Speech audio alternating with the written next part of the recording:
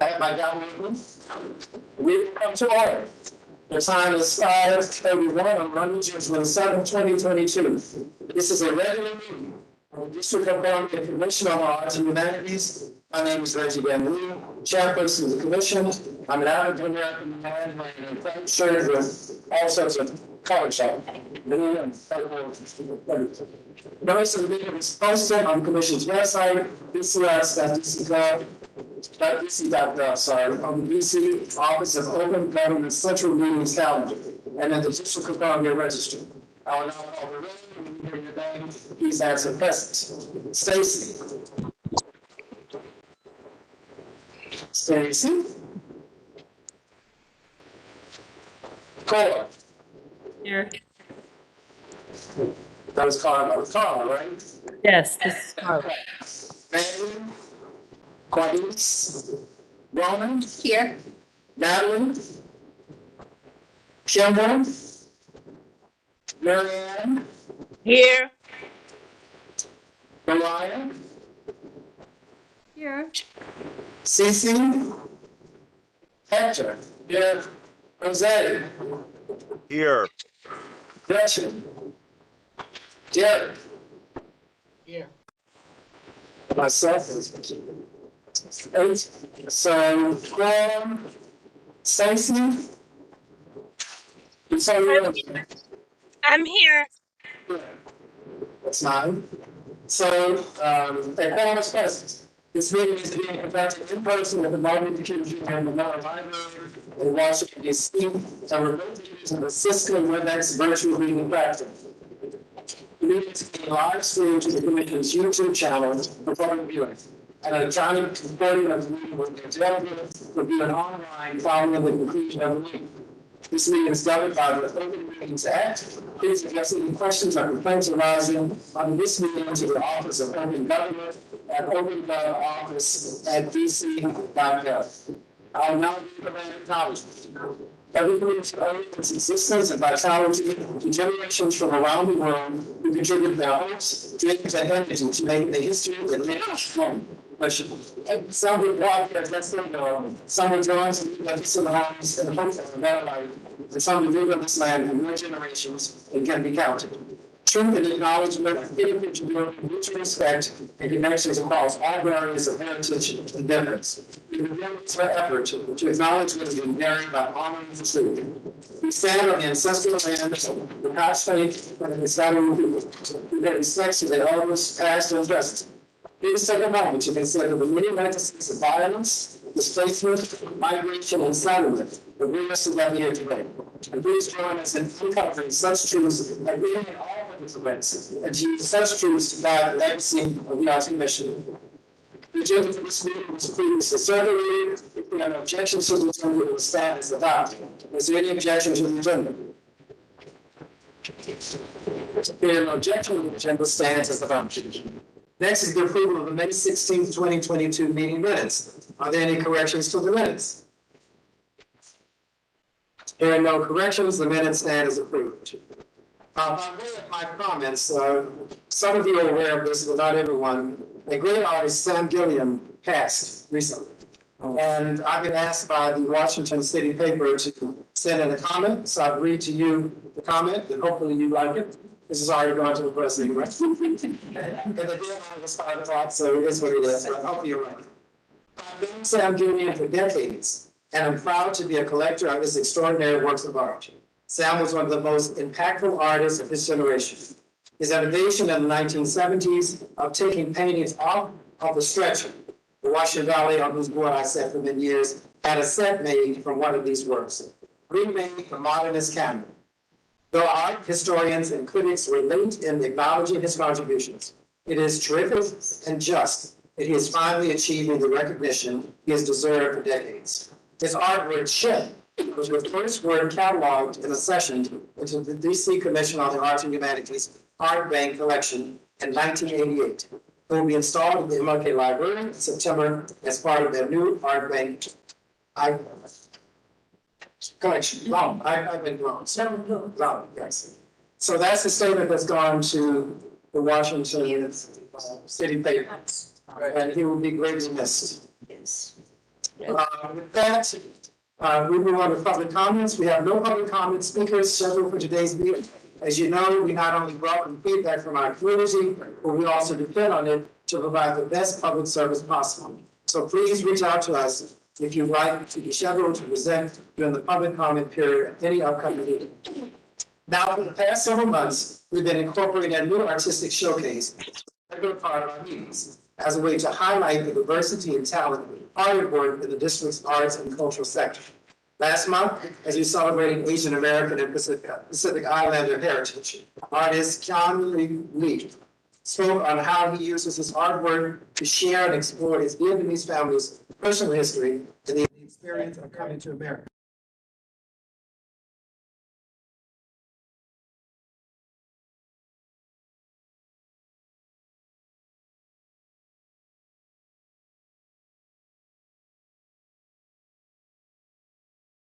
What happened to the sound? Yeah, I don't hear him either. Yeah. And was anybody else having hard time understanding what he was saying? Sound is terrible. That is terrible. Can you hear me now? We can hear you now. Yes. Can you hear me now? Yes. Yes.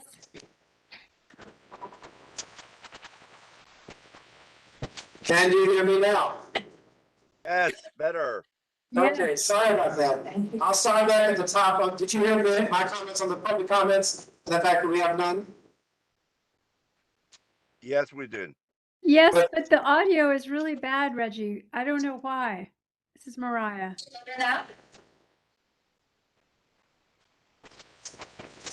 Apologies. We'll take a minute to figure it out, yeah. The mic's fine. It's on. Let's try it again. Is this any better? Turn it off. That's better. If not, turn it on. No, that's turn it off. Is that any better?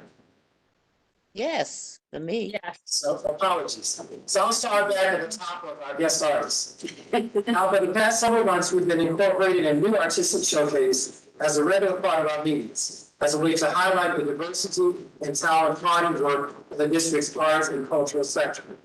Last month, as we celebrated Asian American and Pacific Islander heritage, artist Finalist spoke on how he uses his artwork to share and explore his Vietnamese family's personal history and the experience of coming to America. June is LGBTQ Pride Month. Happy Pride. Thank you. Many times. And we're excited and honored to be joined by mixed media sculptor Tim Tate. Tim was born and raised here in DC and spent much of his career discussing and making clear glass, a topic he has also spoken on at Yale University. His last clear piece was at the Hermitage State Museum in St. Petersburg, Russia, of course, before the war, and was one of the first pieces with the clear content to have ever been shown there. Tim is the founder of the Washington Grad School, a multi-year award for the Commission's Arts and Humanities Fellowship Grant Program, and in 2003, was the recipient of the Mayor's Arts Award for Outstanding Emerging Artists. Please join me in welcoming Tim Tate.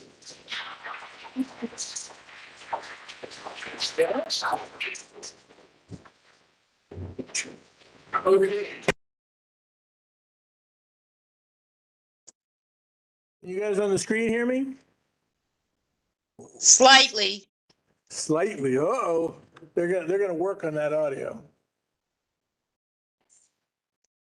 They also have to raise the camera.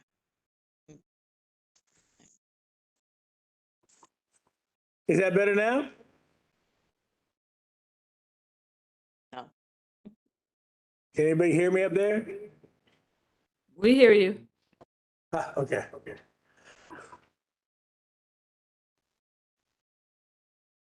All right. Well, thank you all for having me. I so appreciate it. I could have called this in because it would be so tempting to stay at home. I've done this, but I don't ever get face-to-face time with commissioners. So I am so happy to be here. Oh, here we go. There it is. Okay. There we go. I'm a resident here, a lifetime resident of Washington, D.C. My father went to McKinley, my mom went to Roosevelt. And we all come from like Georgia and 13th in that range. Just to give you an idea where we are. I lived right in that window across the street for 11 years because of the generosity of the DC Commission giving out artist residencies. So I appreciate you all more than you can imagine. So anyways, this is my pleasure to be here, and we'll go ahead. Go. All right, there is my grandmother's house on Buchanan Street, and there's the Washington Glass School. I've been here for quite some time and have no intention of ever leaving this city. It's the best city for being an artist on earth. The Washington Glass School, we are now in our 21st year, which I still can't even believe I'm saying, because we really weren't sure what we were doing when we started, but here we are 21 years later, and we've had over 6,000 students go through there, mostly from DC. And it's known around the country as being one of the places to see and to learn glass of the type that we do. We purposely decided not to be a blowing studio glass studio, and we decided to try something new and different, and it's worked out really well over the time. Okay, go ahead. And I'm gonna be really quick because I know we have only 5 to 7 minutes, so I'm gonna be fast, okay?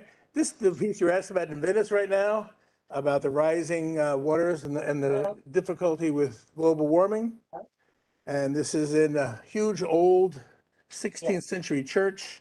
It's 111 inches tall, it's quite large, all cast glass. And it's part of the Venice Biennale, so if you go over there, it is there for anyone to see in Marengo, in the Marengo Studio Hall.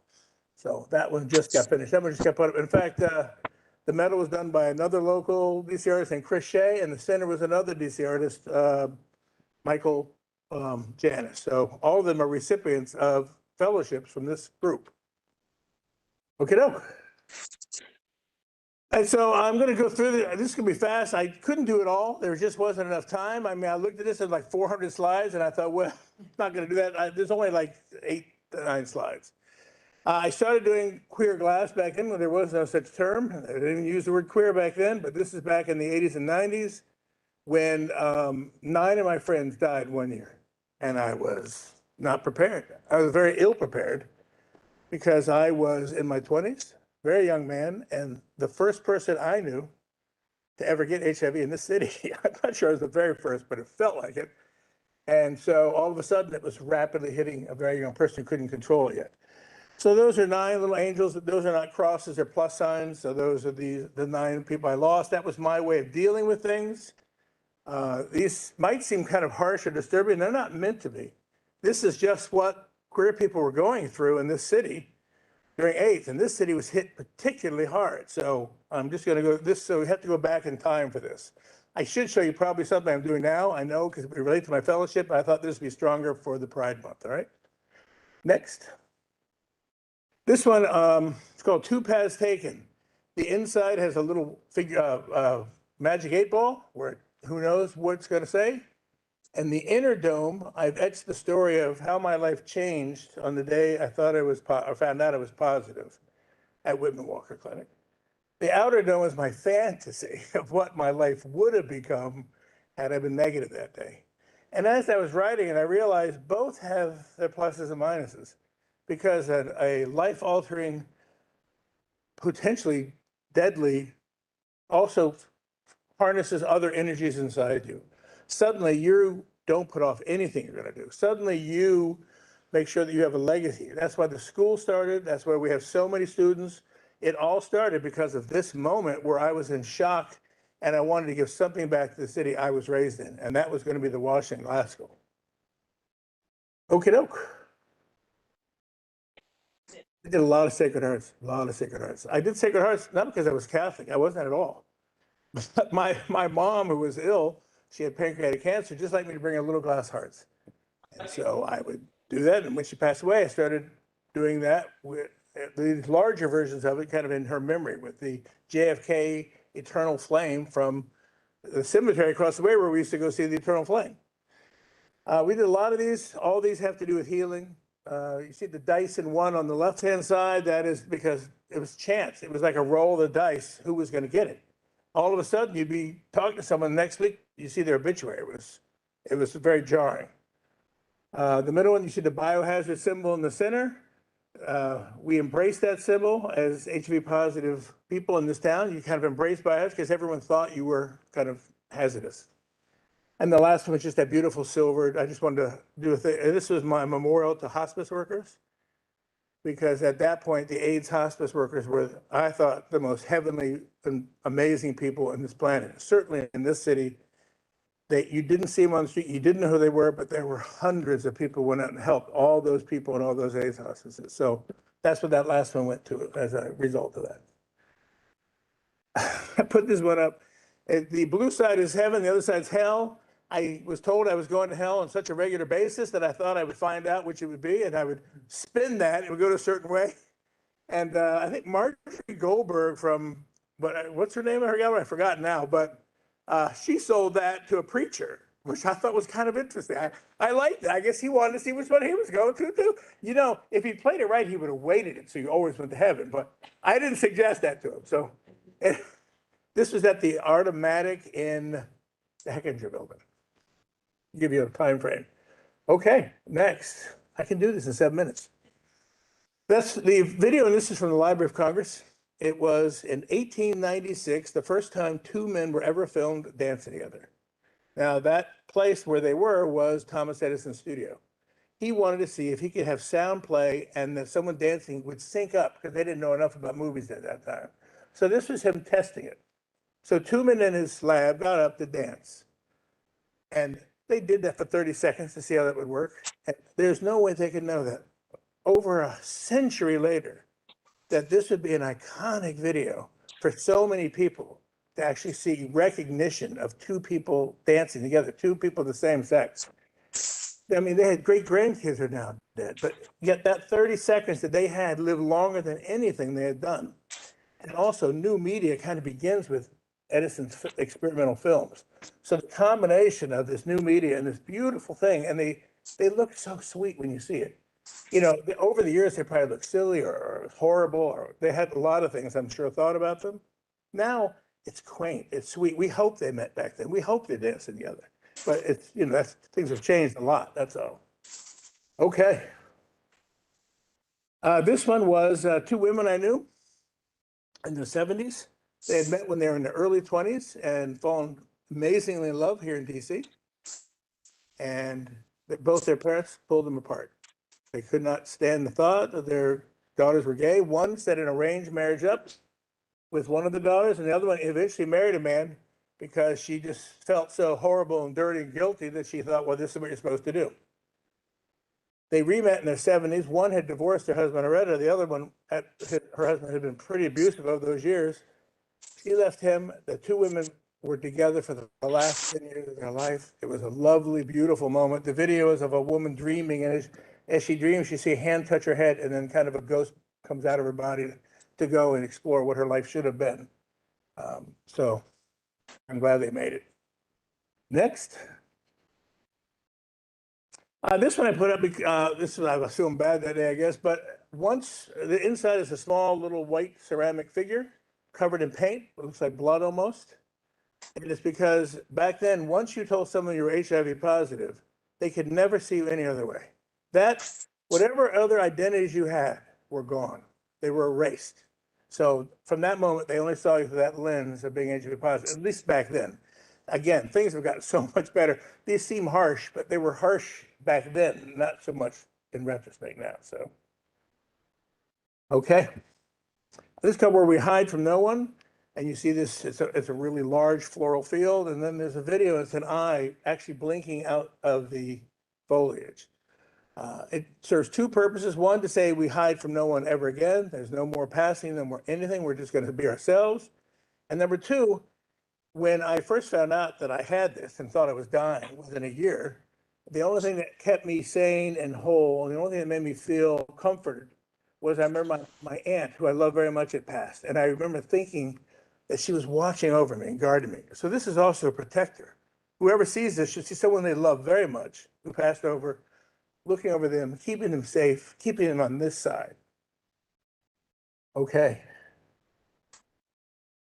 This was just in the Tacoma Glass Museum in Seattle. It's called We Rose Up. It's an endless mirror form. And you see the Vitruvian man with a HIV positive symbol on him. So in an endless mirror, they say anything over 13 images, you're seeing into the next world. And on all mine, you see at least 16. And the reason that's important is you see there's a next world, but it's indistinct.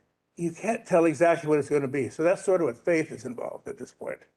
But for me, since that tunnel, that 4-foot tunnel in that thing, which is only this thick, we know it doesn't exist. It's only in our minds, right? That 4-foot tunnel, we all know it's a trick. We saw it as a kid. We always have. This is kind of the Rhona version. It's quite a large piece. But in this one, so since I can make that interior any metaphysical world I wish, and this one, everyone I lost over the years, there they are saying, thank you for remembering us. Thank you. Here we are, we're doing fine, but I'm glad you keep us close to your heart and memory. Okay. This is the one at the Hermitage. That's the Hermitage museum catalogs. They put one on the cover, but it's all in Russian, so I can't read any of it. But it was very nice of them. This is called Justinian's Oculus. And in 541 AD, the Emperor Justinian, who lived in Constantinople, was one of the first people to catch what we call the plague these days, the bubonic plague. And while he survived, 1/5 of Constantinople did not. And he used to say when he looked in the mirror, he saw the people who passed looking back saying, don't forget us, don't forget us. Well, this is my second pandemic. The one I had after this, of course, and this 800 years later became the regular bubonic plague, but this is before. But I had the AIDS pandemic, and the AIDS pandemic affected many of you here, certainly affected me heavily. I lost so many people. And also, I've even lost 2 people to COVID. So to me, these pandemics have a way of reminding us to never forget those people who were there before us, those people who support us, who paved the way, the Sam Gilliam who helped so many people in this town. You could almost trace half the painters here back to his tutelage. So there's a lot of people like that, and we never forget them. That's what this is why it's called Justinian's Oculus. That mirror, you see those faces looking back. Wow, that's solid cast lead crystal. That thing, I can't pick it up. All right, next. That was anyway, that was in minutes too. I also did the AIDS Monument in New Orleans, the second one ever made. The San Francisco Grove was the first. It took 12 years. I was in a bar on Lafayette Street, whatever was down the French Quarter, and someone said they're thinking of doing a memorial, and I said, I got a good idea, and I didn't. And I just drove this out really quickly. 12 years later, it finally came to fruition. As you go through, there were small words printed, like mother, son, friend, lover, grandmother, whatever, so that when you went up, you could identify. You could say, I lost my son, or I lost my, whatever that is. It's the final end of the Candlelight March visual they have every year. So very proud to put that up. And I think I ended with that. That was the quickest I've ever talked. And I kept getting choked up. I'm really sorry. I didn't mean to. All right. Thank you so much for having me here. You all have changed my life so much. I would not be standing here, nor would the Washington Glass School be here, nor any of this work made if it hadn't been for the constant support of the DC Commission. And I wanted to come today to see you in person, just to thank you in person. Because, I don't think letters or anything like that do enough just to see everybody and thank all of them from my heart, okay? Thank you.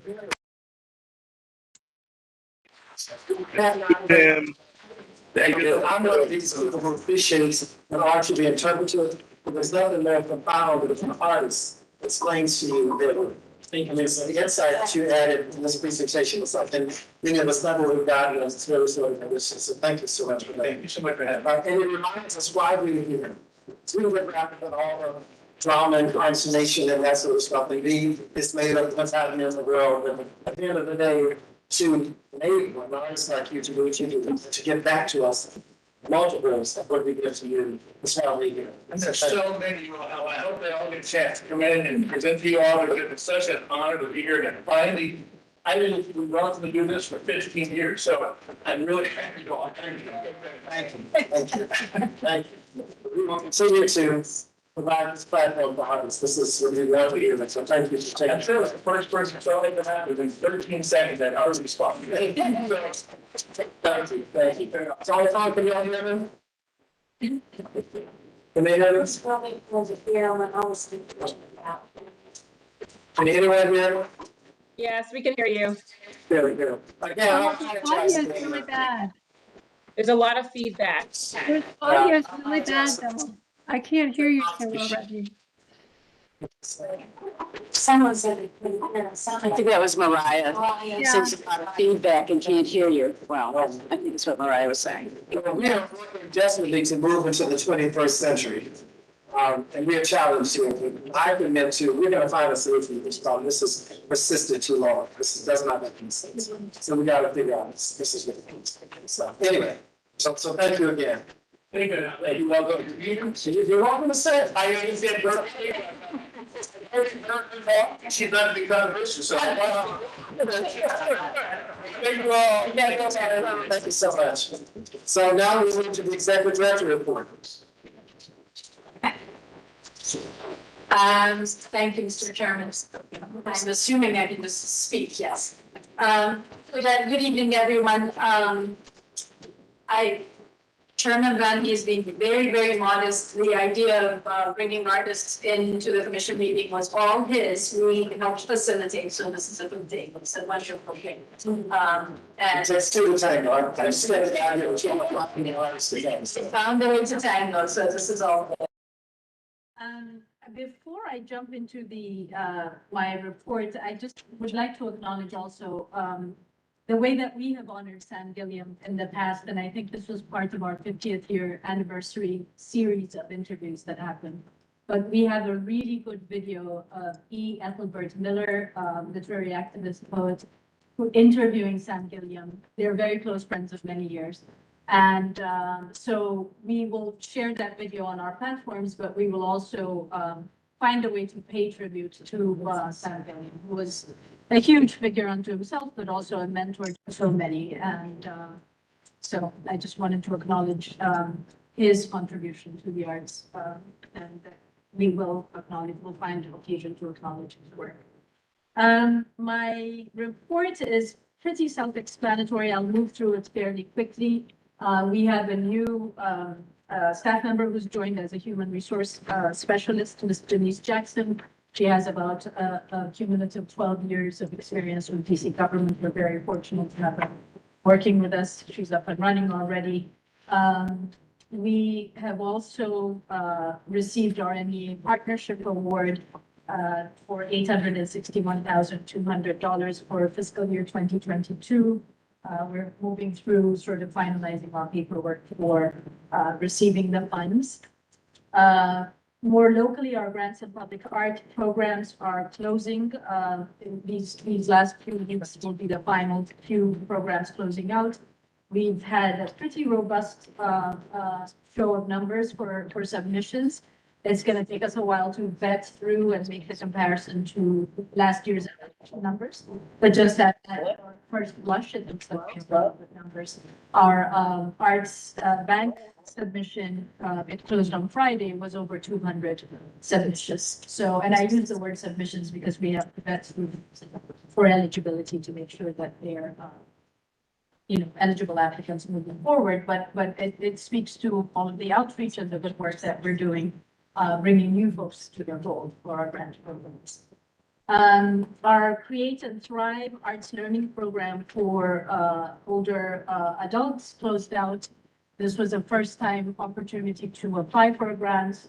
It's happened 2 years ago almost, and we received a National Assembly of State Arts Agencies grant program to try this as a pilot grant program. It involves having some training for our teaching artists.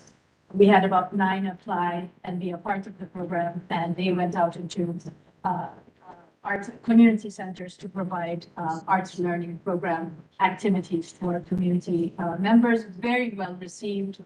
Huge shout out to the arts ed team, to Adrian for really running a very successful program. We had a number of people, who signed on to this and who really enjoyed what we had to offer. So we are looking to retain this program for arts ed funding next year. So we're super excited. This is a new thing we tried and it was best. I've been out and about doing some, attending some community events. We had one in the Shaw area with our Commissioner Gretchen Wharton, which was a dedication of 2 murals on women's empowerment with some artists that are our fellows. That was really a good occasion to be out in the community. I've also attended some of the sort of national happenings. There was a American for the Arts annual convention that we were invited to provide welcoming remarks for. Big turnout, good robust conversations. We were able to provide registration opportunities for our staff members. There's professional development opportunities that we took advantage of there. Our community outreach through our 3-track virtual programming has been quite successful as well. And a huge shout out to our own staff members who are working across departments and working very creatively to provide programs for the community out there. And that's been really successful and exciting to see happen. We had a visit from the U.S. State Department that was organizing or hosting an event for international arts administrators, mostly from Jordan and Egypt, Morocco, Mauritania. So we had a really good morning hosting them and exchanging ideas and knowledge around arts administration and arts, even arts education. There was at least one theater artist was a part of that group as well. So we had a really good morning kind of having a discussion and that with some staff members and the guests. And then our last piece was with DC Public Library, where we are now. We have had a really good set of conversations that resulted in an MOU between the 2 agencies to support the work of our humanities and arts programming, and be able to provide more sort of outreach opportunities through the networks of libraries that we have here in DC. So as part of a piece of that equation, we have been invited, Chairman and myself, to be a part of the Arts Advisory Council, which is an initiative of the trustees of the DC Public Library. There was an inaugural meeting last week that went really well. We talked about opportunities to share our visual artists' works through the libraries. The conversation is centered on the MLK Library for now, but there are 25 other venues that we will be making use of to host some of our.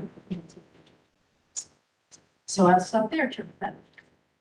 Questions? Thank you. Okay, any questions, anyone, comments? With the public library, is that going to be really part of the group that's going to be able to take advantage of the department? That's the fact. Yes. Yeah. Great. And we're gonna start with here, the MLK Library. There's so many glass walls that need artwork. So the first attempt is going to be to install a show here at the MLK. And then eventually, because there are sort of security and specific sort of concerns with the different libraries for installing artwork, we're going to sort of scale out. Yeah. Yes. Yes, You mentioned that just speak up. you had excuse me, you had very good application, 200. What was the rate question? That's the only one that I happen to know about because I had that conversation this morning. So it was around 150 last year and it's 200 this year. So we're going to do another readout once the dust settles on the numbers that you will see the difference. Yeah. Same. Yes. Right in the center. Yeah. Seven organizations, 200 individual applicants, and then 7 organizations. You speak from. Yes. Oh, Book. I'm sorry. So it was actually 207 and included 200 individual applicants to Art Bank and 7 nonprofit organizations. And I think I've been tracking this, but it seems like all of our programs, we're seeing an increase from last year, a significant increase. So that's good. Yeah, That's it's been very steady. Yes, yes. Can I just ask another question? You spoke earlier about the expansion probably of the Create and Thrive. Yes. And how then, because, once you send out these professional, trained, gotten so much information, my question is always, who then do we become responsible for this to become an ongoing program? Because it needs to be funded as an ongoing program, but also for them to be able to go to the seniors directly. So that's great because that's been that discussion that I've had with the education committee for quite some time. So I'm very happy to see that. Great progress. Yes, and we will sustain it, and we will figure out the vehicle for it. Right now, we have it as an aspect, a cohort, possibly in our FY 23 arts education. David, am I misspeaking? I hope I'm not. Yeah. Yes, there's a grants part to it and a program, like a contract. So we're trying this already, and there may be even more ways we can try to sustain the programming. The interesting news was also that at least maybe 2, maybe 3 of the participants in this round of Create and Thrive ended up as faculty teaching artists with the arts for the aging with the big partner. So the artists themselves are interested in continuing to do this work, and so they've become a part of the faculty of this group that provides arts programming for older. I've had some discussions with some community centers per se, and one of the issues is that obviously the funding process, they may not be able to get funding, but they can get funding directly by getting artists. It's sponsored by the Right. So that probably would be a direction that we should be heading towards, because that's where a lot of this. Yeah, and this helped us try out the way, and it seemed to work. It seemed to work. The teaching artists are interested. They provided 3 sessions at the community centers. They're interested in maybe doing more or doing different centers and moving around, So this allowed us to kind of work out all the ideas in a programmatic way. The assumption is that these are different disciplines. Yes, it is. They are. And they got paired up. So poetry, music. It was the closing event was really interesting because they were talking about their process. Yeah. Thank you. Other questions, comments? We'll move on to the finance report. I'm sorry. Hi, it's Mariah. I do have a quick question for Heran. And that is, I went to the Fragile Beauty event today, and it was so beautiful. The exhibit was fantastic. They had a seminar also, as you're aware, and it was just a very powerful event. And I was really sad that more people didn't know about it, and not as many people as I would have liked to have seen actually came to the event. And I'm just wondering about our outreach, our communication programs, and also the communication about the grants and how things are coming along with making sure that communications go forth from the commission in a timely way and in a broad and effective way. I would say it is, Mariah. I stepped into the program towards the end, and the in-person events are still sort of touch and go on many levels, everywhere else as well. Even the theater settings, the performances, the places that I've been, it's like the first day is like it's a full house, and then the numbers start dropping. So I think partly, we're beefing up our outreach. We have more muscle behind it, more staff working on it. There's a lot more regularity to when the announcements go out. There's always more that can be done, in terms of our outreach. We can do the grassroots thing. We can go out to community events. We had an event a week ago that Terrell and our commissioners, Barry and Wharton, were there for. So some of it is going to be that grassroots effort that we need to make. And then some of it is, it's sort of skittishness and audiences not wanting to be in enclosed spaces and that kind of thing as well. When I stepped out, there was a group of students from Georgetown. Did you see them? Yeah, from the day school. And so, and the artist was commenting about, they were about maybe 20, 25 participants, and she said to have that on the sari, everyone sort of working on the sari about, and making their mark on global climate change. That number was a good number for that length of sari, as it were. So, but I take your point in always trying to do more and bringing in more people, I would actually make 2 points here. One, for those who didn't see it, in Friday's Washington Post, there's an amazing, very complimentary article on traffic people. Wow. So, great for that. And I sent a note to Rhona and Jeff saying, we need our PR firm to blow this up.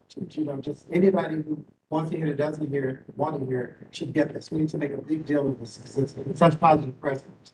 The second point is, Marion, I think you're exactly right. And I have huge frustration over the wonderful programming we do and people aren't there.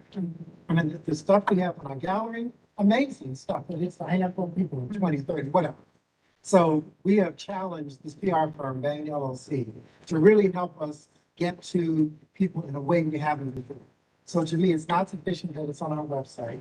It's not sufficient that we send out email blasts. We've done that. That doesn't work, right? So we're going to do a program where we're going to the community. I'll go further to say there's a $125,000 budget that was set aside for advertising the stuff we're doing about the commission. My view is I'd rather spend $5,000 or 25 in the community events. Go to the community. Because some people don't look at the stuff that ads and ads are expensive and that's expensive. So maybe we won't go that far. But no, Mariah, I hear you loud and clear. The first thing you have to do is make sure you have a good program. We do have that. Then we have to make sure that people know about it. And no indictment of what we've done in the past, but it hasn't worked sufficient. So we've got to do something. We're challenging the PR firm to help us. Right. Should I make up something? So once you go past that building, you don't know that there are galleries there unless you there is no outward signage that actually says that this is a gallery, welcome. And if you are in a gallery in a location that is private, a lot of people live there. So consequence, I think you're missing opportunity that people don't know. They look at it as a government building and don't look at it as a gallery in which to really take advantage of that walking traffic because more people will know. No, it's clear that whatever we've tried, as valued as may have been, has not been. And so we've got to try something different. We've hired a firm, and so they've got to help us find a way for people to at least, I'm sure people are aware of, we can get them there just one time and they'll want to come. Oh, yeah. Otherwise, who knows? I didn't know it was there until I got on the commission. I got it in 2007. And I just, so I don't want to beat a dead horse, but no, Mariah, that your point was very well taken. You're exactly right. And we're working on fixing it. That's the other thing. We need the commissioners out there and bringing people to the gallery, bringing them to Project Beauty for the Washington Post to write such an amazing article. And some of us haven't seen it. Anyway, enough from me on my horse. Update. Bring us some good news, Kymber and Brian. All right. I think we got some good news and a brief update because we're going to pass it over to grants. But Brian, when we connected earlier and the finance committee met last week, so we've got $49.8 million fully loaded into the budget with, I know, I gotta say it fast, but it's a big number. $8 million to give out to organizations. 42 million of that scheduled to go out the door for grants. This, I think, is a really cool number, just sort of stat. At the beginning of the year, our budget breakdown was 80% grants, 20% sort of admin overhead. Of the additional 12 million that comes in, all of that being allocated out the door for grants, bringing that allocation to an 85-15. So just, I think a lot of effort being put to get as many resources as we can out to the community. So Brian, anything you want to add before we kick it to grants? Just in case Brian doesn't say it, let's manage expectations. We can't guarantee we'll have $49 million next year. We have $49 million because some other money was delayed taxes, and Brian can explain it better. But for this year, we want to have maximum impact. We want to give money to people that haven't gotten money before, really good money that is GOS, that's capacity building, all the stuff we've been talking about. We can't say we can't do it because we don't have the money. So we gotta find a way to make real promise we put forth because we have the resources. With that, Brian. Good evening, everyone. I really don't have anything. I think Kymber hit the nail on the head. Again, this is truly a testament of this commission and the executive leadership's vision. And when we added the additional funding, that we focused on getting the funding out to the community and not staying along the lines of what the legislative mandates would be, which would mean allocating any additional funding to the administration of getting the funds out. So again, we'll do the job. Getting this $42 million, it's more, $42 million is more than we've ever budgeted in CAH's budget as a whole, not just grants. So that is a monumental number. We're gonna do good with that. That's right. So we need to do good and tell that story. So Yeah. just part of, I think, having this marketing team on board. So questions or comments? Because grants is gonna really tell us what we're gonna do with them. Questions, comments on finance before we move on? And again, remind you that we can't guarantee we'll have that much money next year, but I can almost guarantee we won't have that much money next year. But while we have it, we're gonna do the very best we can. Thank you, Kymber and Brian. Grants, Gretchen, are you with us? I think I'm filling in. Oh, good. Gretchen. So my name is Terrell Johnson, Senior Grants Officer with the Commission. I'm a black male wearing a black shirt, purple shirt under me with a quickly gray beard. So just some quick updates for you guys. The FY22 update. So we have the Relief and Recovery Fund. So that's one of our new grant programs for this year. We were tasked with bringing some grant programs that will bring in new organizations to the fold. So our Relief and Recovery Fund for individuals, we had 343 applications. That's 21% more than we had for FY21. And we had 19.5% new applications over FY21 for that one. For our Relief and Recovery Fund organizations, we had 30 applications.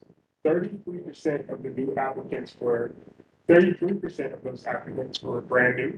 The other 66% were organizations that didn't get funded in FY22. So they were newer, or they've been with us, but they're coming back into it. So that was a great win there.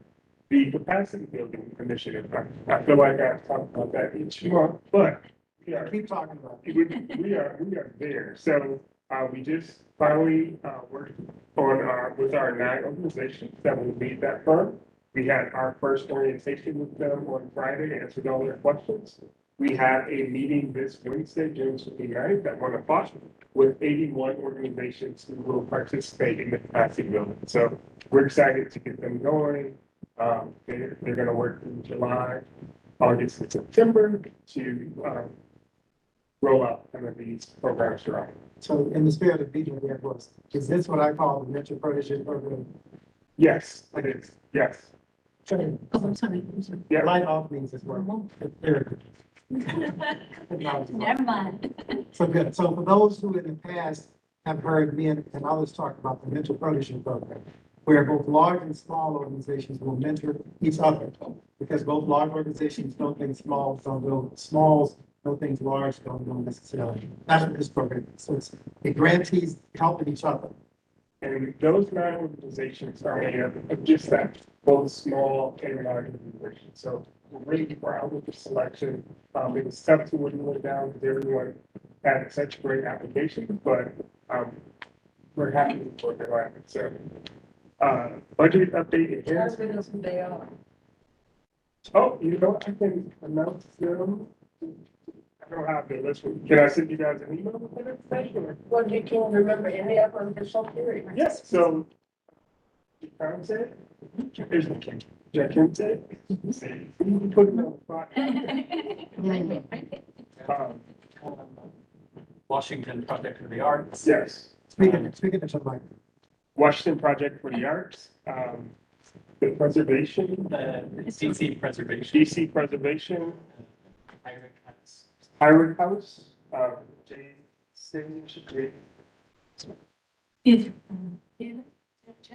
Theater J. This one.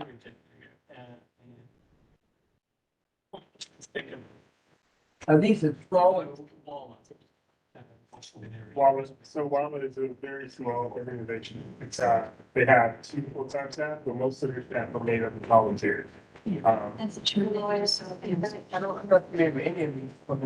Well, it's in Washington area lawyers and the arts. Washington area lawyers and the arts. They just volunteer. It's just 2 staff members. Those on the phone, Yeah, be speaking to Maggie, or speak loud like me. So, okay, so what are the other ones? I mean, I don't want to belabor this, but I'm just curious. So what I can do is it was 9 organizations.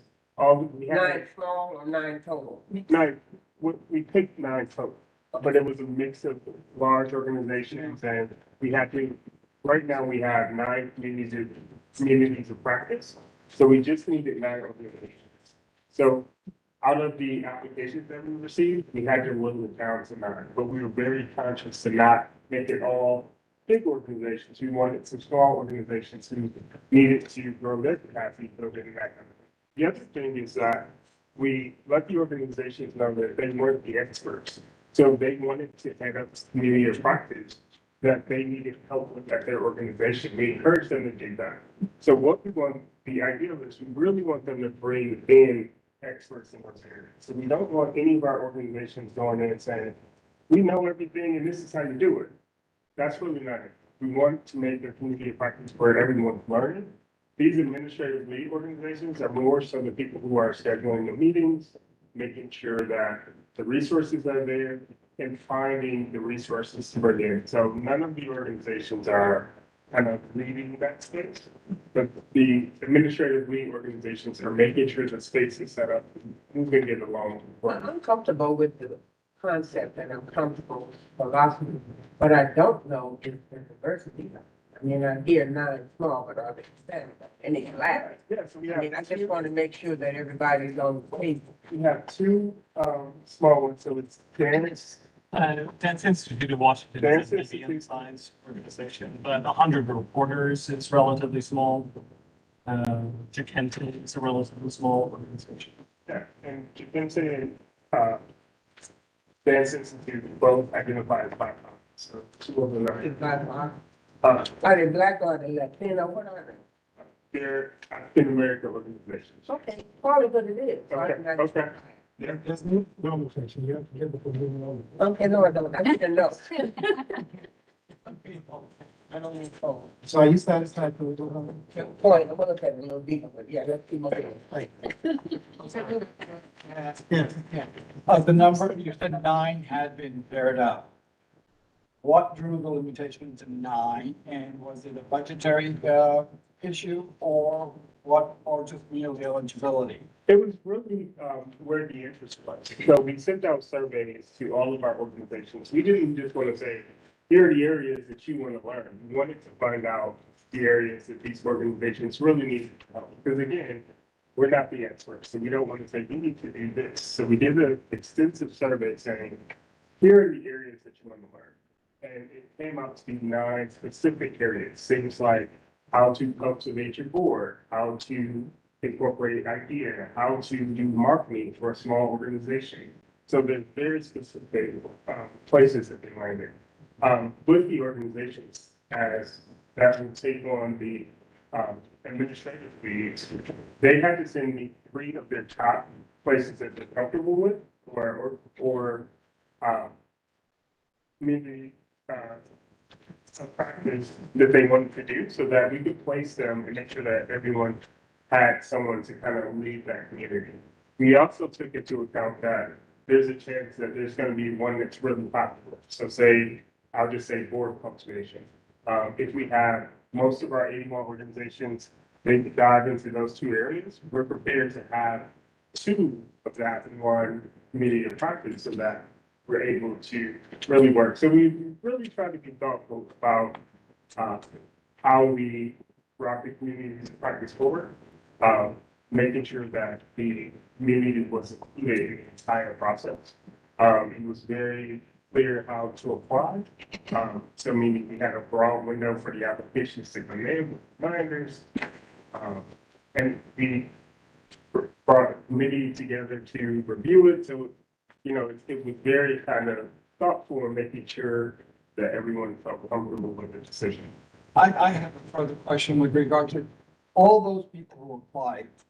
The number of people who applied that may not have been necessarily paired up and it would be accessible or available information. That need is still yet unfulfilled and probably a very strong need of that given organization that was not accepted into the program. Oh, no, we didn't turn any. No one has turned away. No one was turned. We only have 9 that are administrative leads. So they're showing up to the meetings. All 81 organizations. So including the 9, we have 90 organizations, because again, even the administrative leads, they're not they're really administrative, so making sure everything's scheduled. Organizations were not chosen to be in the program. Yeah, just some were chosen to be the administrators. Now I understand. Yeah, no one was turned away. Anyone who said they wanted that assistance are part of the program. Yeah, so the 90 is across the board. Okay, good. Yeah. So now get back on my PR high divorce. Okay, so $49 million / $42 million. The mental protege program, where we are with this. Sam Gillian passing and being so institutional in Washington. Fragile Beauty program and its great PR. We should be getting that out. So I don't know what Diane is working on, but I think it's just time, and this is just what's off the top of my head. So we've got to do a much better job the minute these things pop up to publicize and to clarify the some of the questions being asked about could be answered in the DR if we were, proactive about it. So Jeff isn't here. He's on the meeting. Oh, so Jeff, with the Bain people, we need to make sure that things like this are pushed out significantly. I don't care what else they're working on, artist table, whatever. This stuff, I think, is really important. We have to find capacity for them to push this stuff out. Because again, we'll continue to do good stuff that nobody knows about, including commissioners. That's right. With your permission, Chairman Valley, it's just a good moment to take a minute to really thank staff. It's not magic. This stuff is not magic. The budget being 42 million, payments going out the door, programs being created. It's not magic. It's really a lot of work on behalf of staff. So just a huge thank you from today in this room, this meeting, Patrick, Olympia, everyone running around to make it work, all the invisible hands. Truly. Yeah. I totally agree. Congrats. Thank you. Make sure people are aware of this great work. So, Yes. So I cut you off from your grants committee No presentation. No worries. Couple quick things. I moved through these relatively quickly.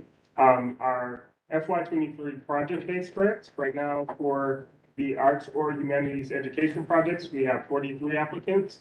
Field trip experience, we have 26 applicants. Projects, events, or festivals for individuals, we have 76 applicants. Projects, events, festival organizations, we have 48 applicants. The Arts Humanities Fellowship Program closes on July 8th. So that's another week that we have that going. And this is all found on page 84 if you're looking at your packet. East Arts, formerly known as East of the River, closes on July 15th. Facilities and Buildings FAB closes on July 15th as well. Just a reminder, we are going to have our panel starting up in July for our grants, and we will be looking for commissioner conveners. So I will probably be reaching out to all of you guys, reaching out to you guys, see if you will sit on the panel. Last piece really quickly. CAH in the community, this is something that we wanted to start with having the managers, the grant managers in the community interfacing. Once the public emergency happened, we kind of drew the program back and virtually with CHA in the community. We're happy to report we're on the bin of going back out. So last weekend, June the 18th, weekend of Juneteenth. I had the pleasure of being with Commissioner Masters-Berry and Commissioner Wharton at the United Covenant Baptist Church for a Juneteenth program. It was a great program because we had the opportunity to connect directly with artists. Commissioner Masters-Berry and Commissioner Wharton had the chance to give very inspirational words to the young people there and the artists there. I bought entirely too much artwork. But in this week alone, I had 2 meetings with organizations that are perfect fits for our it happened on Ward 8. So the 2 organizations are both perfect fits for our new East Arts program. So we're excited about that. We're excited about new opportunities, and we look forward to doing more of them. As I said before, I'm curious of these grants and applications. Does this feel like an increase over the past years or decrease or how do we measure whether we've been successful or not? The numbers are pretty comparable to last year. So far anyway, there's not a huge uptick. That's really the project. So David said the numbers are pretty much similar to the last year. I know the need is big. So I think we need to find a way to increase the applications. And the other thing, we see a huge application increase that last week. So I expect that these numbers are still, one doesn't close into the 15th, the other doesn't close to the 8th. So we'll see it take up because even with the grant, when it closed last Friday, we've seen a huge increase during that last week. So, people wait until the last minute and they can do it offline. We just wanted to give you an update that thing. Again, so I have my hobby horses that can push it. Okay. The PR effort. Yep. Out of the community will definitely increase applications. Yeah, I agree. So we need to push on that. Make sure that the big bump up against the capacity issue and get too many applications. I'd rather fix that problem than just some people know about it, not enough people know. They don't like they don't know. Even if they're late, they at least feel problems. I'm sorry, Rhona. I have a question about the field trip experiences. Are you going to all the awards and everyone gets included because we passed the vote? So Rhona's asking if we go to all 8 boards with the field trips. So that particular grant is open to presenting or performing arts organizations, and just as there are more presenting and performing. There are more presenting and performing organizations in certain wards of the city. There are certain wards that don't have in Ward 4. There are very few arts organizations in Ward 4. A lot of individual arts. So generally, I think there's one applicant from Ward 2. When you say field trips, can you explain to people, you take people there or people there? Sure. So arts organizations apply to bring students to their venues during the school day for field trip experiences. From kindergarten through 12th grade. So these are traditional school field trips. Like a student event. Are there any exceptions for seniors? What shows? No. Sure, and not in this particular, like in kindergarten through 12th grade, because usually there's an education piece, but there's not, moving forward, there's nothing to say that they're not.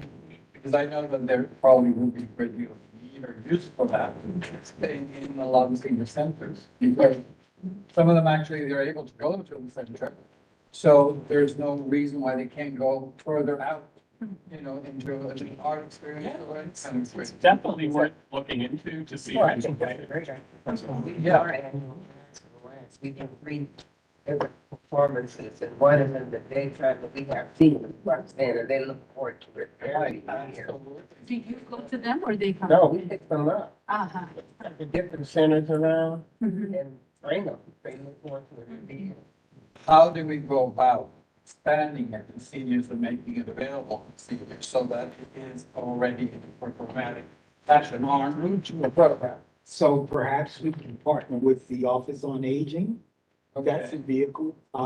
So one of the things that we have, I think that we can probably do, that it may not be as much of a Herculean effort, is to partner with other existing agencies that service those different communities.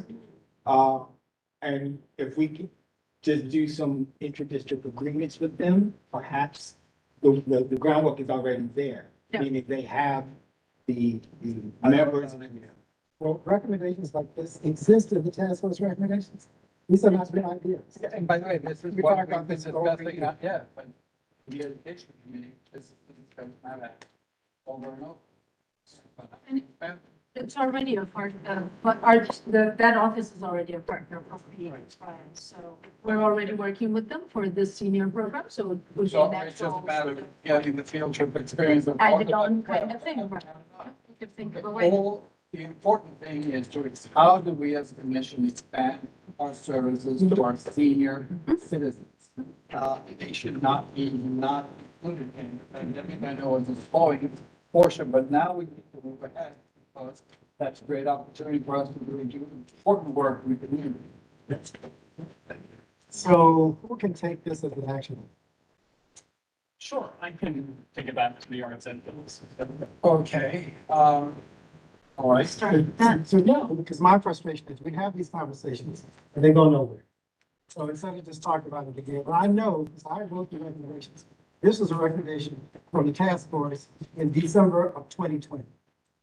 So it isn't from lack of somebody thinking about it. We need someone to have the accountability to go and make it happen. So I'm happy for it to be whoever. Sure. Let me also sign something. I'm happy. Well, as long as we make the arts and and function and be reported and conferred, say, right, as a standing committee rather than a ad hoc committee. Because I know it is.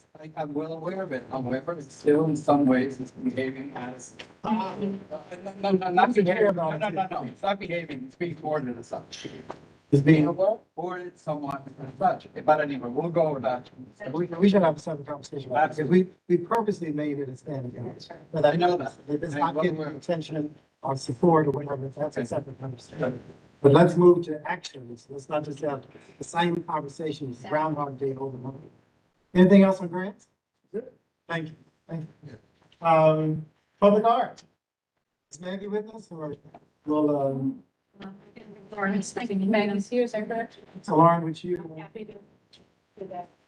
a couple of recommendations, I think. Yes, there are a couple of recommendations, and I just wanted to tack on some of the things that Terrell was mentioning. We also are looking for panel conveners for the remaining 3 programs for fiscal year 23, so we're anxious to get that taken care of as well. And one of our programs, by the next meeting, we can be able to really do a full show and tell, which was the Follow the Curve program with the DC Public Schools and DDOT. Those artists are finishing up those locations in Ward 7. So that's going to be a full program next year, but weather happens, things get delayed, so, but by the July meeting, we should be able to do a full show and tell, and there's a lot of stage features. It started back in kind of strange in January. We were able to, the artists were able to engage with us.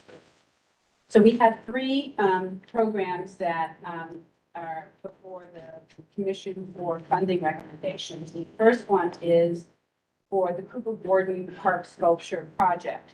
And this is a Civic Commission project. Again, this is a one-off project. It's not a regular program. It's usually in partnership with another district agency. And this particular project is in partnership with the DC Water and Sewer Authority, and along with the Department of Parks and Rec.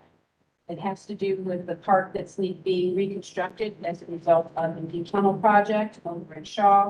And once that park is completed and that it's done, there's a space for public art installation.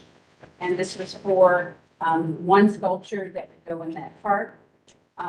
The state budget that allocated is $75,000 that was sent to DC Commission on the Arts and DC Commission on Arts and Humanities by DC Water. And there was a panel convened. Gretchen was the commissioner convener. There was one application that is requested to be moved forward, and it was only for one award at $75,000. The highest score was selected, and the recommendation is to move forward with one applicant. One grant award at $75,000 for that top scoring. So there is a motion. I don't know if it's appropriate for me to bring the motion or someone else. They said the chair committee can make the motion without us having to have a second. I'll make the motion. I second it. Jose here, second it. So Jose made the motion? Resolve that the commission adopt.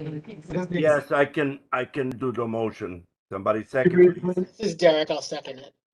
Thank you, Derek. Resolve that the commission adopt the funding recommendation for the FY 2022 CCP Court Sculptures Project Grant as presented with a total funding amount of $75,000.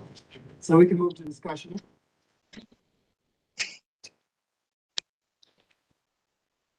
If there's no discussion, then the roll call. So I'm going to do the roll call. Stacy? Cora? Maggie? Juanice? Rhona? Yes. Natalie? Yes. Kymber? Yes. Marianne? Yes.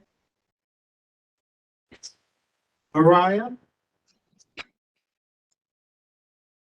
Mariah? Cece? Yes. Mariah says yes. Okay, Cece? Carla? Yes. Hector? Yes. Jose? Yes. Derek? Yes. So all present said yes. So Gretchen votes yes. Gretchen, thank you. Derek, Cece just walked away from her camera. Derek said yes. Okay. Cece just. She walked, Cece. Good. Thank you. Next. All right, thank you. So the next one is for the fiscal year 22 MuralsDC program. The program is now in its 15th year. Pretty amazing. It's been 15 years, but it was established as a legislative program to deal with local graffiti inappropriately going on private buildings and creating beautiful murals using graffiti art and aerosol mural artists to design and create these special murals throughout the district. It's a partnership with the Department of Public Works. They identify property owners who kindly donate their space. We have one city commissioner who has done this in the past, and who had a wall that had a legal on it, but this now has a beautiful mural on the side of it. So in our 15th year, again to establish and beautify neighborhoods and communities in the District of Columbia, this positively to demonstrate the culture and the techniques of graffiti art, to promote and respect the public and private property, and heighten community awareness. So the other really unique thing that this program does is provides a canvas for artists and real artists to create their work. As there's not a lot of space to do that in the district, so this is a nice way to provide that palette for them. It is an annually funded program at $100,000 between DPW and CAH. We selected a roster of 12 muralists. Finalists were selected, and they will be matched with property owners with up to 8 walls that are approved by DPW and the property owners. So not all of the roster of mural finalists will be selected, but of the 12 that are selected, the property owners will have a range of artists to choose. And so this is a request to approve this finalist roster. The exact amount will be determined once the wall is selected, and it has to do with the complexity and the size of the wall. So the amount is not $100,000? It is $100,000, but the individual amount of each grantee will be determined once the artist is matched up with the wall. Well, that was my question. So the $100,000. Let's get to discussion. I'm going to read the motion. I will get to discussion. So the recommendation is resolved that the commission adopt the funding recommendation for FY 2022 MuralsDC grant as presented for a total funding amount of $100,000. For discussion, sorry. So $100,000 is the total budget? Is that the fee for the artist? That's $100,000 that goes to grants that go directly to the artist. How many artists? Well, it'll be up to 8 walls, so some, so up to 8 walls. So- And it has to do with the size, some of them are really big, some of them are smaller. Last year, we had some walls that were big with multiple artists working on them. So it really just depends on that. So my point is, $100,000. I think they ought to make more than that. And those are a very good point, and so there are lots of things that we're thinking about as the 15th So we got year. $50 million, y'all, let's say. Right, so we had 15, and so this was, this is the 15th year. We're looking at ways that we can expand on the program next year if there is a willingness to add to that. Can we do it now? I mean, these people right now, can there's a way they can increase the amount each individual will get? I know it depends on size and all, but with 8 people and $100,000, you're not making that much money. And you've got a good point, and that's something that we were really talking about for next year, but that is the will of the commission. I'm talking about It- for But this it would project. it would be that CAH would be contributing to this for this year. DPW distributes some money to us, and we add some money onto it to reach the 100,000. So we can do, I guess, whatever the will is of this body. Is that something I would just want to ask about? The interesting thing is that there was Many of these people 5 new that have not been there before of the ones selected, and then of the next set, there are 8 more which are also new. And, but, well, they're coming, are they coming from? They're coming, so this particular call is an international, national, and local call. It has been that way for 15 years. I know there's a lot of conversation about it, and even though there is the one person who's international, lives in DC, but is an international resident and has to use that type of W-9, whatever, to establish. But most of them are local though. But most of them, and there's a split between local and national. Why? Because that's who applied. And that was based But on. why not just local? I mean, I'm just asking. That's because, that's because the way the program has been run for the past 15 years, and we do an annual. That's how it's been. So Let's as we're looking at that for next year. Let's segment the conversation between that which we do now. Yes. And that which we should Do in change the next future, right. So right now, if we wanted to double that 100,000, do 200,000, do we have the ability to do it? It's a question. It's a question. And the double is just an arbitrary thing. We're trying to see, I mean, that's something that one thing to look at to see, but other to Ms. That's a very point. It is funding $42 million that we have, so it's something to consider. But going forward, I've had conversations with Ms. Davis-Lover about the program, and looking at the scope and how much we budgeted. And so I have increased the allocation from CAH's perspective. I was suggesting I would suggest at this point, it's too late to open it up to the people for right now. Right. But we could give more money to the people that we already have. Sure. So my question again is, if we wanted to double that 100,000 to 200,000, or somebody give me about 250, whatever, what is possible? Can we give precedent to people who live in DC, because this has been going on for years, and if we're gonna give more money in this pot, I'd like to see the DC residents getting what's So once again, we have a panel. I think it's too late to change that for now. We could do it going forward. It's not too late to increase the amount. Right. So I'm just trying to segment the conversation between that which we can do now versus that which we should think about changing going forward. You can always find ways to spend money, and it's up to Process products, we're talking about the process. So it's just a matter of increasing that number and. Now, if we want to reopen the process completely and hold these grants until we redo, we could do a repanel. But I'm not sure if you want to do that. I think that's complicated, because they Exactly. have to be completed. Exactly, that's my yeah. point. So that's why I'm just trying to say, we have 2 conversations going on, right? I would suggest the conversation we can have now is about, can we with this group that's already been hired, of the 12, 5 are new people, so that's good news. Can we give them more money? If they are selected, if they are the ones that get paired with the 8 buildings, yes, we could. And perhaps if there are more buildings, maybe with more buildings, we could also add that. So we can go back and work that out. Is that something we can do now? That's something we could do now in terms, in my conversations with DPW, if there are more walls, we could do that. And I hear commissioners saying, for the next time, let's either make it all DC or more emphasis on DC. And let's make sure that the amount of money is the amount of money that is meaningful to the arts. And maybe the doubling this year is just the beginning of the next year, 3 times. I don't know. Yes. And let's take care of our part. There's a question, I'm sorry. But CC, did you want to say something? We can't hear you if you're speaking. You're muted. You're, Oh, sorry, I'm fine.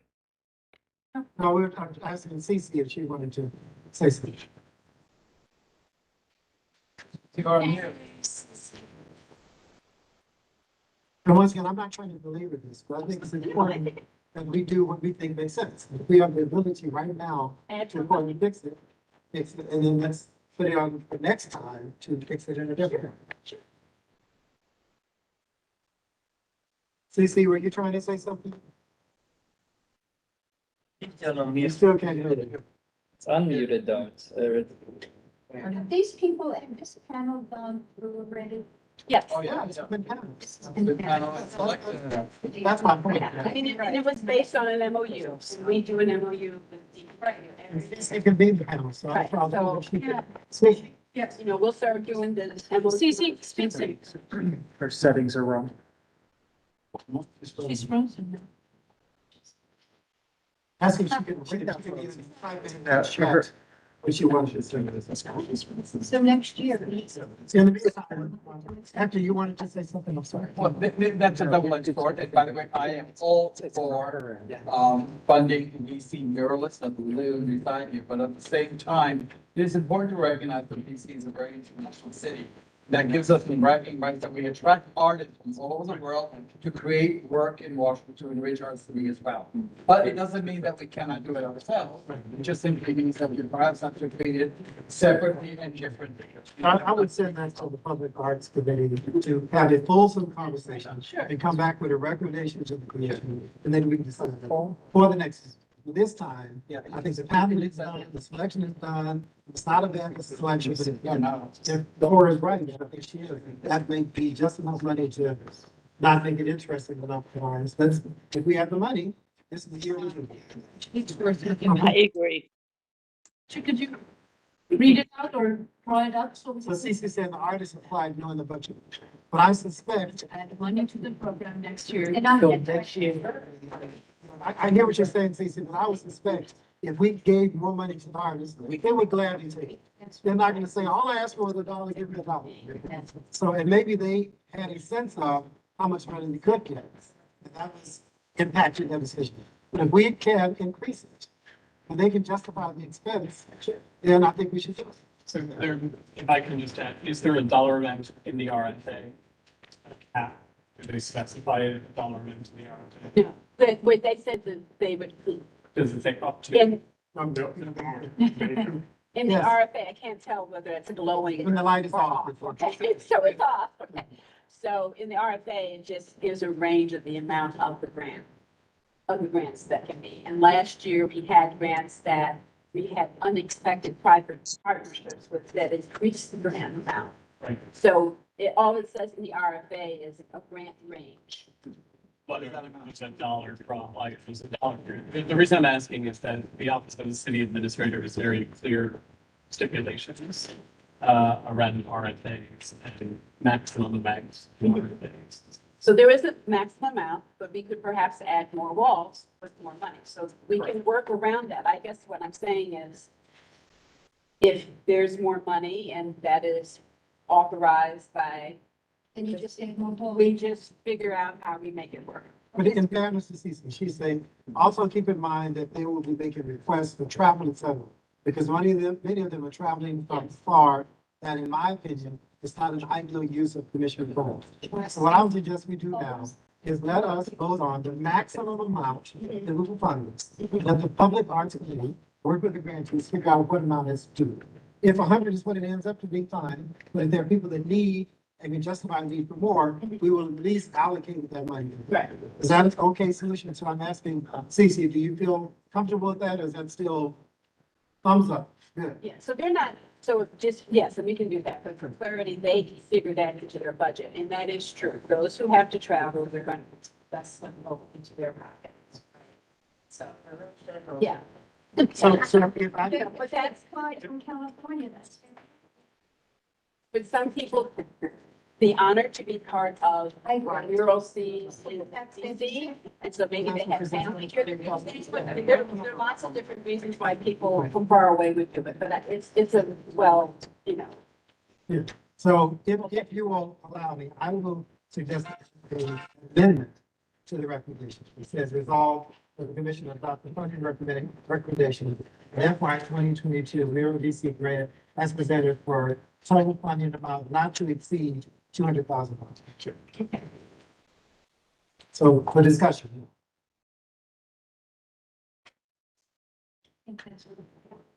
And once again, let's not spend money we don't have to. Right, no, I. Being an artist can justify that. To your point, they may have said, I will take a loss on this because it's important for me to be in this program. Wouldn't it be nice if they didn't have to take a loss? You know, the starving artist thing is like, I never liked that. That's why That's one of the first things we do. That's not- We tell our public artists tend to do that. The first thing we tell them to do, you take your percentage off the top and then Right. make sure you get paid.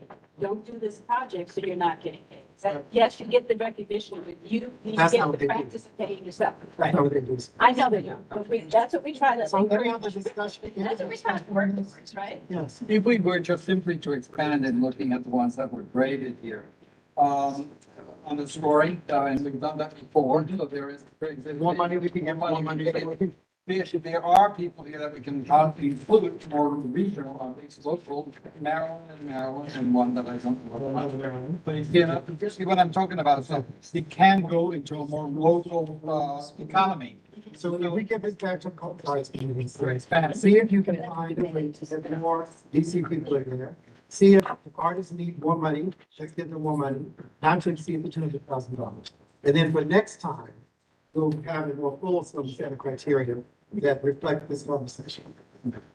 Mr. Chairman, I would ask that we internally also have a conversation so that it's not just, this decision is commission driven. We need to sort of regroup and see what it all looks like.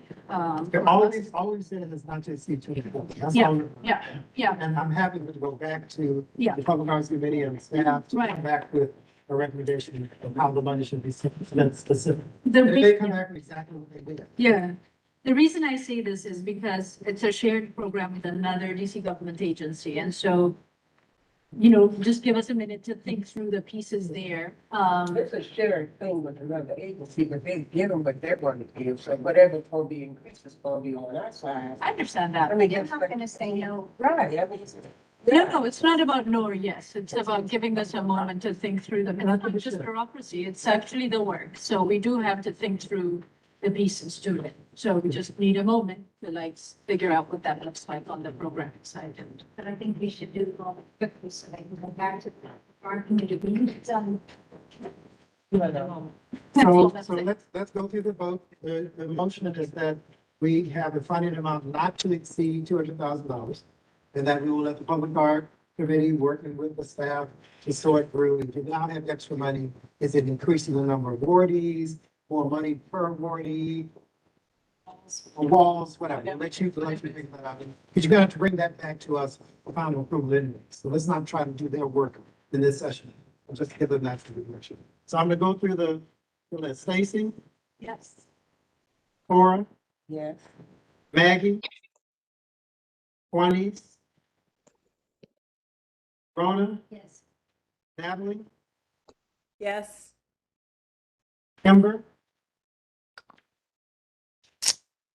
Marion, Yes. Mariah, Yes. Cece, Yes. Carla, I actually had a question. I'm sorry. Okay. Can I raise it? Can I raise it now? We'll go out of Robert's rules just for a minute. Yes.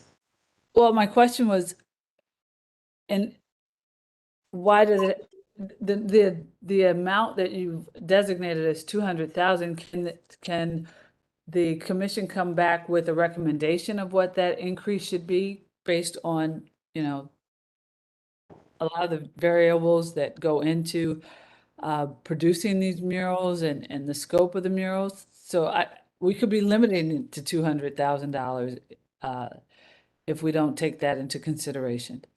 I was just assuming if we could somehow have gotten comfortable with $100,000, we certainly could be comfortable with $200,000. That was an arbitrary number. But a recommendation came from the committee to us for 100,000, and doubling that hopefully will be sufficient. But I can't guarantee that. You can come back and say, change the resolution, change the recommendation, just so that you can work within some boundaries. I just arbitrarily suggested doubling it. I hear your point.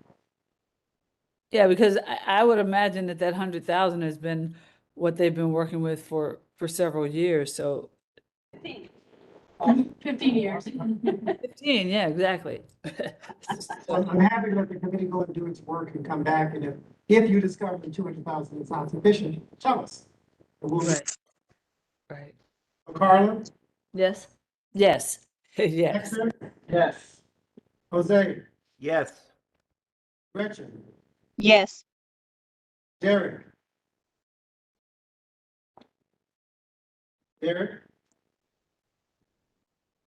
Kymber? Sorry. Yes. Kymber, yes.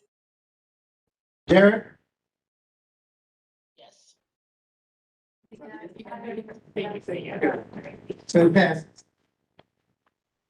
One more. Okay, thank We're you. having so much fun. So, And again, my goal is not to belabor this, but this is important things that we're doing.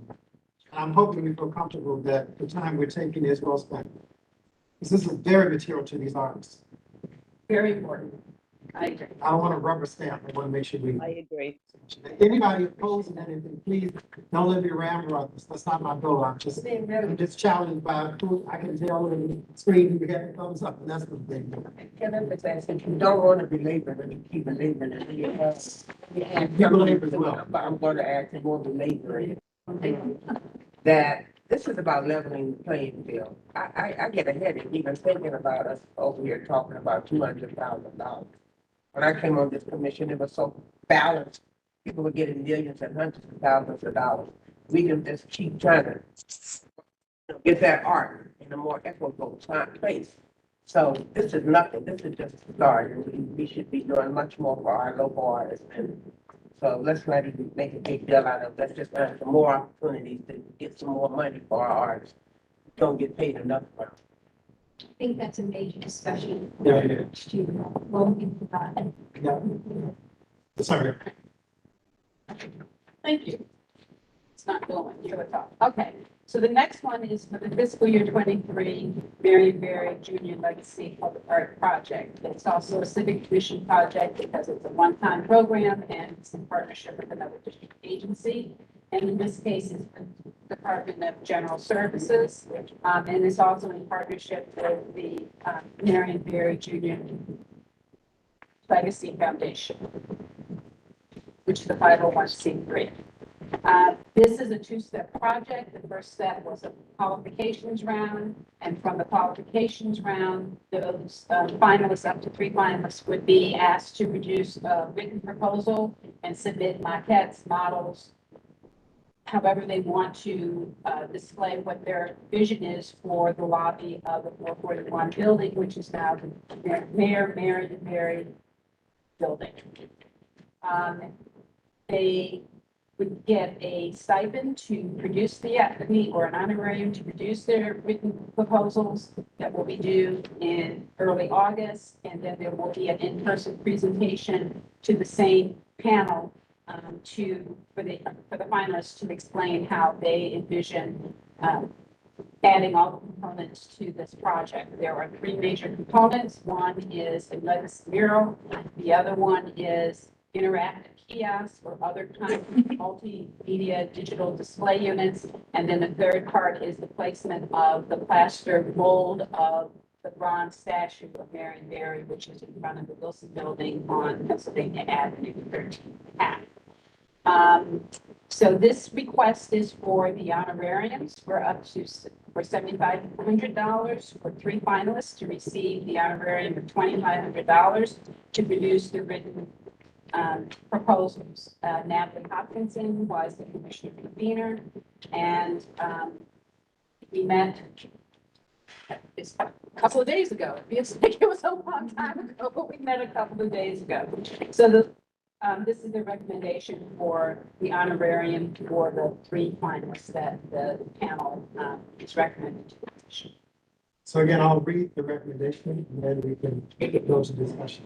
Resolved that the commission adopt the funding recommendation of FY 2023 Marion Barry Jr.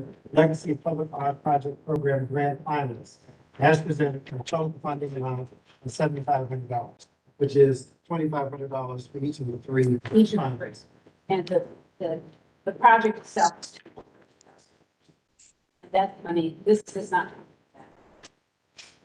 Discussion? Natalie, since you convened the panel, did you want to comment here at all? No big comment other than this is a really exciting project. It's, you know, to be able to commemorate, you know, this historic figure that's so important to the city. And I really have enjoyed being part of the, you know, the conversation about it. So excited about seeing it move forward. Any discussion? And I'll take the vote. Stacy? Cora? Maggie? Don't know that. Juanice? Rhona? Yes. Natalie? Yes. Kymber? Yes. Marion? Yes. Marion? Yes. Cece? Yes. Carla? Yes.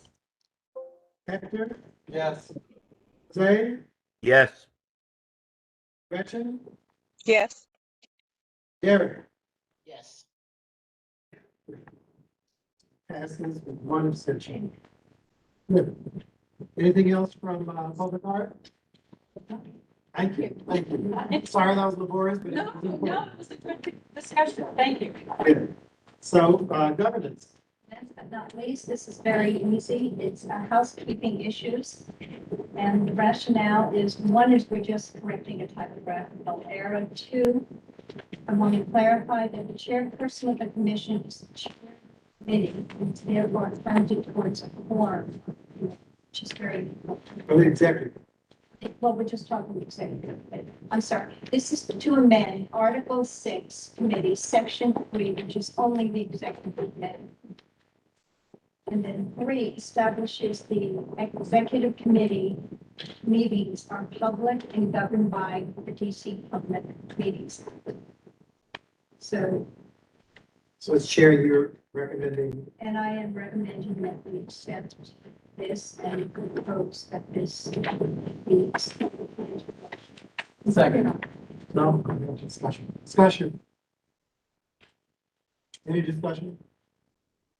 Hi, it's Mariah. I'm a little bit confused. Can you just explain again, Rhona? Sure. Thank you. The bylaws have some typos. And to have typos, we have to go through this to correct them. And in other words, 1 officer was repeated twice. So we just want to strike it. It's just a housekeeping issue. The second one is that the chair of the commission is the chair of the executive committee and therefore counts as a vote in his own committee towards a quorum. The reason that's important is, as chair of the committee, I don't vote on any of the other things you all vote on, unless there's a tie or something. In the case of the executive committee, of which I'm a member of the committee, I'm an ad hoc of the other committees. I'm a member of the executive. So reality is I can't actually be represented in the forum. Right. With the, in just that exception of the executive. Right. And the last one is we already are open and public, and this just codifies it into law. That's all. It just puts it in our bylaws. In the first writing of the bylaws, we didn't say that executive committee meetings would be open meetings. But because we gave the executive committee some powers, Vega came back and said, if you give it powers to represent the full commission, then it has to be an open meeting like the full commission meeting, which we're fine. I have many things, so we're fine with it. So does that answer your question? Yes, thank you. Other discussion or question? Now I'll take a vote. Stacy. Cora. Yeah. Maggie. Juanice. Rhona. Yes. Natalie. Yes. Kymber. Yes. Marion. Yes. Marion. I'm going to abstain. Cece. Yes. Sorry. Yes, yes, sorry. Yes. Jose. Yes. Gretchen. Yes.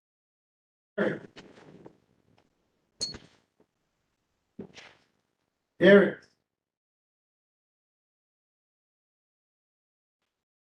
So those voting, all yes, with one extension for Marion. So that passes. So thank you. And one more thing, Ron, can you please have someone send out the corrected bylaws to commissioners? So everyone has, but now go to them. Do you have it? Who has it? Who has the corrected version? It's gonna be correct. Jeff is gonna put these into the bylaws. Now that this is passed. Jeff will have it. No, there isn't a corrected document. There isn't a corrected bylaws. Until this is I have to vote on this. this wording has to be changed. Okay, so first Jeff has to change it, right? Yeah. Yes. And finish it. Reissue, yeah, And then just reissue the bylaws with these changes, so everyone has the same one. yeah. So we're almost there, ladies and gentlemen. I have something. Next on the agenda is new business. Is there any other new business from any of the commissioners? I really would like to send you tribute on our community website as soon as possible. Because if we wait and think about it, then it's too late. This man just died, I think. How long does it take to pay for the work? Yeah, you plan to do a tribute in the next year or two? Well, You I need like, with your You can use, his deadline, the journalist deadline was 5 o'clock today, so I assume they want to get it out today or tomorrow. Otherwise, it's not timely, we want to wait too long. Yeah. Either you can take my phone or you can add. Press release, yeah, we could do something. I think we should do. In a day or two, we plan on doing it. So do we have to vote? I think that's. no, that's a given. I mean, something going on. We just have to say, but I am moving that. Ask. The chair statement as chair of the commission for the commissioners, as opposed to just a general.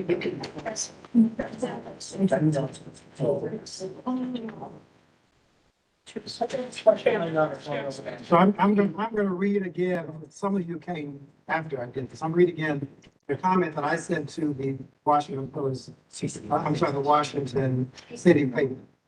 I have known Sam Gillian for decades and am proud to be a collector of his extraordinary works of art. Sam was one of the most impactful artists of his generation. His innovation in the 1970s of taking paintings off of the stretcher, Washington Ballet, on whose board I sat for many years, had a set made from one of these words, made the modernist canon. Art historians and critics relate in acknowledging his contributions. It is terrific and just that he has finally achieved in the recognition he has deserved for decades. His artwork, Ship, was the first work cataloged in a session into the DC Commission on the Arts and Humanities Art Bank Collection in 1988. It will be installed at the MLK Library in September as part of their new Art Bank loan. So that's the statement I wrote. We can do it. So, thank you all. Oh, Reggie, I just have something really quick before people leave. Yes. Are people leaving? We're waiting. Oh, okay. I'm sorry to do this at the end of the meeting, but and I apologize for those who I have not been able to tell personally, but I just wanted you all to know that I will not be seeking reappointment to the commission. Reggie and I had a long talk about it. It was a very difficult decision to make, but it's one that um I make with a heavy heart, but I know it's for the best moving forward. Um, I don't know how exactly I know the sort of process is a little bit up in the air right now. So I believe there's like 90 days or something that I can continue to serve if necessary. And I told Reggie I would be more than happy to do that. But in the event that my position is filled and this is the last meeting, I just wanted to publicly say how much this experience has meant to me. And I've really thoroughly enjoyed working with all of you, and it's been so meaningful for me to sit on this commission and to meet all of you. And I will not be a stranger. I already told my grants manager friends that I will be happy to be a panelist once again when I think I have to wait some time, but I'm not going to be a stranger. I'm always going to be here supporting from a distance. And I just wanted to say thank you. It has really been a true honor and privilege to be on this board. And I thank you for that. Well, And thank you. We did have this long conversation, and I completely understand why she wants to step off. I wish I had the courage to step off one of my 14 boards, and perhaps you could tutor me and mentor me how one could do that. Thank you, thank you. Thank you. We'll find another way to recognize your service and your contribution. Thank you so much. I'm sorry, Cora. I was just going to say, put Rhona on the spot, she's leaving now, so and she might want to say something. You gonna cry or something? All right. Thank you. Yes, so I think we're done. Thank you all. The next regular meeting. Reggie. Will be held. Yes. Sorry, it's Gretchen, but Bye, Gretchen. no, please check your email. I sent out panel dates. Oh, so yes, we need commissioners to sign up for convenient panels, please. Marion, did you have something you would say as well, or you're just trying to give us your kind of question? I was just saying, thank you so much. I enjoyed working with you so very much, Cece, and wish you all the best. Thank you. So I'm gonna try it one more time. The next regular meeting, will be held on Monday, July 18th, 2022. We will try to make it an in-person meeting again. We will try to fix the technology issues for those who will be joining in a virtual way. The time is now 7:19. This meeting is adjourned. Thank you, everybody.